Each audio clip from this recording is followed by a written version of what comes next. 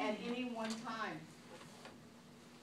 Depending upon who's doing the statistics, it affects 8 to 17 to 18% of people in the school system.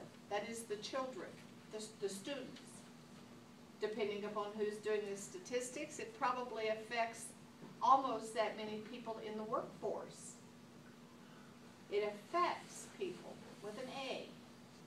It's characterized by differences in the brain, and we know that because it is the most researched of all disorders of this type. That's why you hear so much about it. Now, some of it's good research and some of it's not so scholarly research, but it is excellent for studying. We can do all sorts of studies with it, and it's measurable.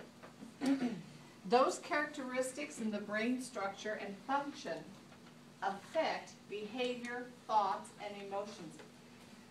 And psychologists tell us that behaviors, thoughts, feelings, emotions, all that over a period of time is what we actually call personality. So sometimes we wonder, well, is it an ADHD or do they just have a wacky personality? So the answer to those two questions is yes. It can be that, but we know that we now have non-invasive neuroimagery. And those studies have found differences in the actual structures of the brain. I'll start back here in the cerebellum. We find different structures of the brain.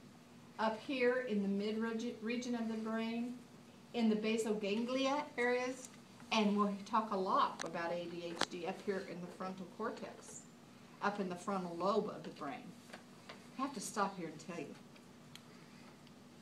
Oh, and some of you are practically teens. I can see it on those sweet young faces. But we know from teenagers that they function up here in the frontal lobe of the brain. That's why they're more emotional. Sometimes they make really not so wise decisions, very not wise decisions. But the people with ADHD have a different structuring in the brain. That's why we can link it back to the genetics thing. That means that's the way their brain is put together. That means I'm short and I have blue eyes. Do you get the connection? It's something that we inherit, but we're not necessarily happy about it. Anna is nearly 6 foot tall. Those legs still look like they come out from the